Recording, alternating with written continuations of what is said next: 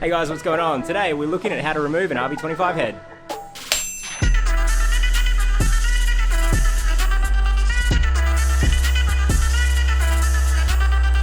So since this engine, the bottom end has been completely torn apart so far, it's become a process of, while it's apart, what else can I fix or replace to make it stronger, while it's apart, because I'd hate to put it back together and then realize, oh, hang on, I could have done, oil pump, I could have done better rods or something like that. So this engine, when I bought it, had been rebuilt about 5,000 Ks prior and came with a set of CP forged pistons, but standard rods.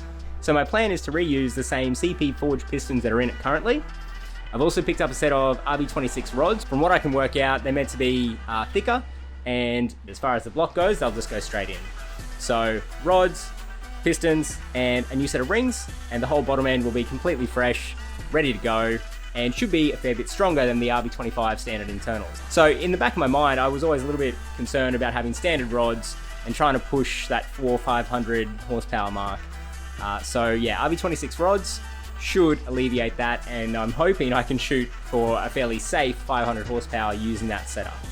Here's the set of RB26 rods that I've picked up, and the pistons that are on there are RB25 pistons. This came out of Pete's Stagia with an RB25 Series 2 in it, and he had some problems with rings. I don't know which one, I think one or two of them had some issues. So I'm not going to reuse those pistons on the top there, but these rods have a fair bit more meat to them than the standard RB25 rods. So we're going to take those over to Aaron's workshop at some point and get him to measure it all up, make sure there's no real problems with them, and yeah, pop it in and send it. Okay, so pretty self-explanatory to start. Engine is here. I've got the intake and exhaust all off already because the engine is obviously out of the car. So first things first, cam covers off.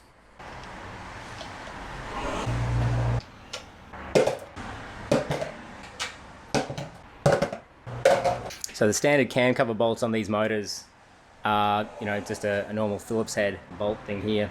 I'm contemplating getting a dress-up kit after this is all done, because I think those ones come with a little like hex head instead. Plus these little rubber washer things are pretty munted at this point. So it might be a good idea to freshen those up when I'm done. We'll see. So 5 along this side, 5 along that side, and then same on the intake side as well. 5 along the inside and 5 along the outside.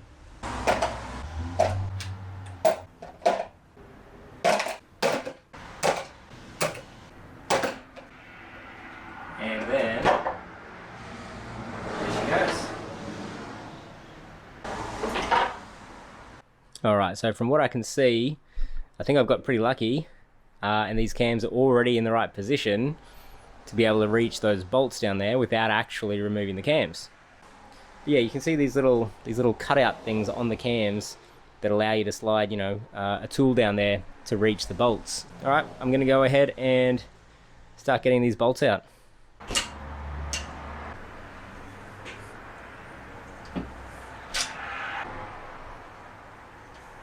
So my exhaust side cam was already in the right position, but the intake side cam was not. So I've got to rotate this cam gear.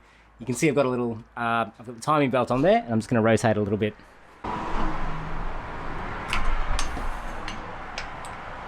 That didn't sound good.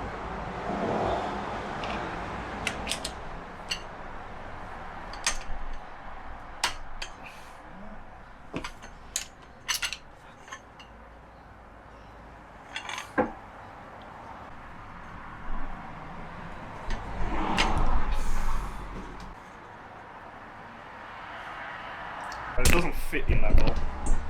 Is that because of the little baffle things? No, it's hitting between the camshaft and the inside of the cylinder head. It doesn't fit in that one either. Really? Cam's gonna have to come in. But I can't guarantee I won't break it trying to undo that. Yeah, right. What do they talk up to, like 70 or 80? 80 foot-pound, yeah. Okay, so unfortunately, as we were going through removing these head studs, we found out that my particular socket that we were using doesn't actually fit down some of the little gaps there. So we're going to have to go ahead and take the cams out, which I was trying to avoid doing, but we're at this point. We may as well just go ahead and take everything out of the way. So yeah, what Aaron's done so far is taken the little bracket off the front of the motor that holds the cam angle sensor on there. We're going to have to take the cam gears off, go ahead and take the caps off the cams, then take the cams off. So we'll see how we go. I haven't actually had to take a 25 variable cam off before. Oh, good. I think you got to take the front plate off and there's a bolt in there. Oh, right. Okay, yeah. It's about 6 mil. So you're 6 and raising 8. Definitely not. There we go. Thank fuck for that. Oh, wow. Oh, it's a huge ass nut. That's gonna come off. It's going to be 17 mil. Watch me be wrong. I don't know. It's not normally 21s unless it's like a wheel nut or something. Go around gently until this touches the cylinder head. Yep, there. Ooh, she's oily. Yeah, because that's how your variable cam works. Yeah, of course. You can drip back into the engine. Let's come back out in there. So, same with this one? Yeah, just take those bolts off. There won't be any springs in that one. Yeah.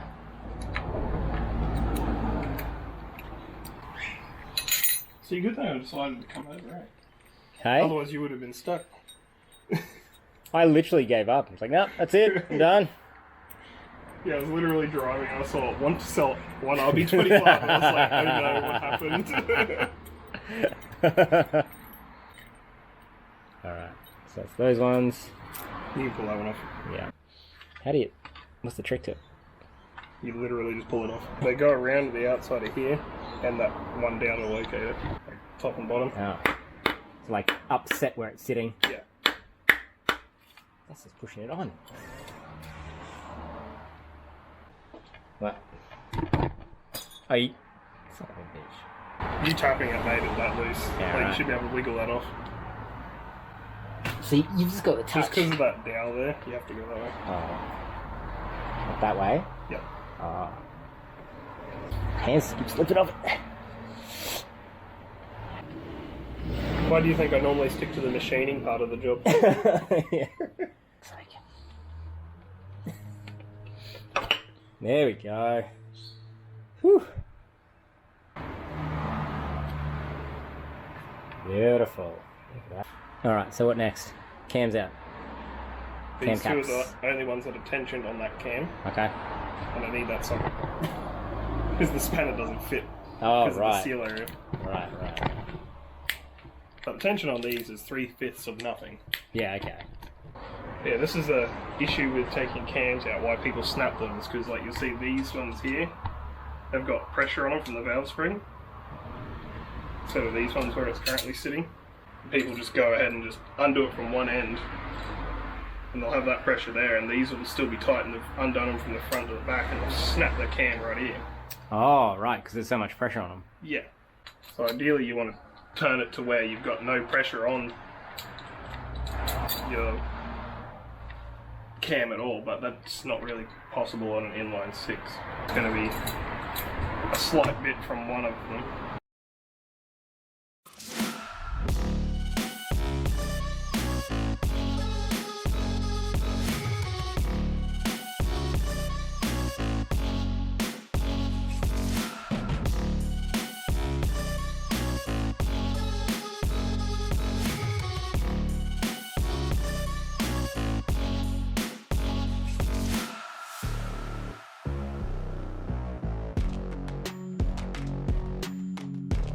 Right, so right now both cams are out. We've just got them sitting in a box for the time being, and going through and numbering these buckets just in case they happen to fall out for some reason when we pull the head off, which hopefully we're not going to be throwing the head around too hard, but yeah, we'll see what happens. I think I know the exact problem of why you had this happen to you. Because those studs stick so far out. So see how much excess there is? Yeah. It shouldn't have that much excess.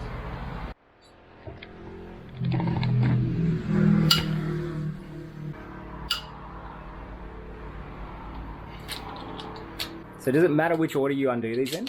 Not necessarily. It's more important when you're doing them up to do them up in the correct order. Right.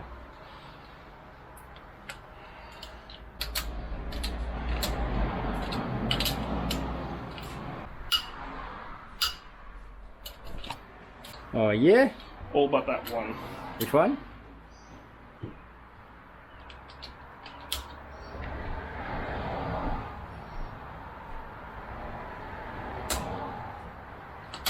Yeah. So that's the problem I was having before, you reckon? Yeah. Makes sense. Unless you want to try and drill a hole through your socket.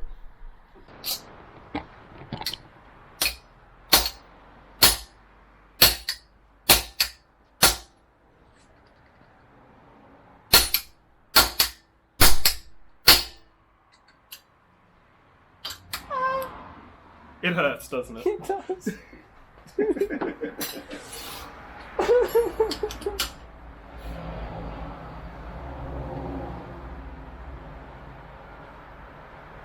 Look at them muscles. Yes! Well, that's not good. Look. That nut is the whole way down the thread. Like, that was a half a thread away from binding on the bottom of the nut. The bottom of the thread on the bottom of the nut.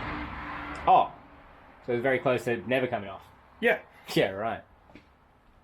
Mmm.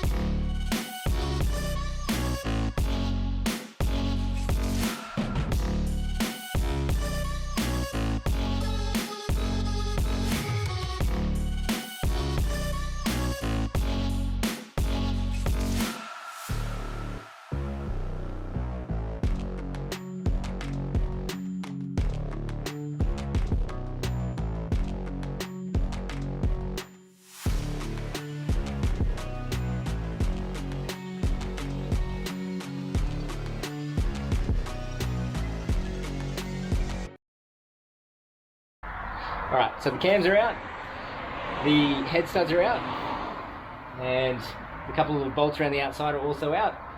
Now I'm just going to take it off, sit it down on the floor. You ready? Okay, 1, 2, 3. Oh, easy. Cylinder. There we go. You're like, why are all the pistons so close to the top at the same time? No crank. Yep. Yeah, so now I can pull them out. Cylinders look really good. Hmm? Oh, the finish in the cylinders looks really good. Yeah. A little cross hatching. Mm-hmm. Very good. It's a little bit steep, but it's not bad. So there's the head off, and she can sit there for a while. I might wrap it in plastic, so she doesn't get any contaminants in there while she's sitting there. But yeah, she's off now. So now that means basically what, the block can come over to your workshop. Very cool. I've used some sort of gasket glue on this. Really?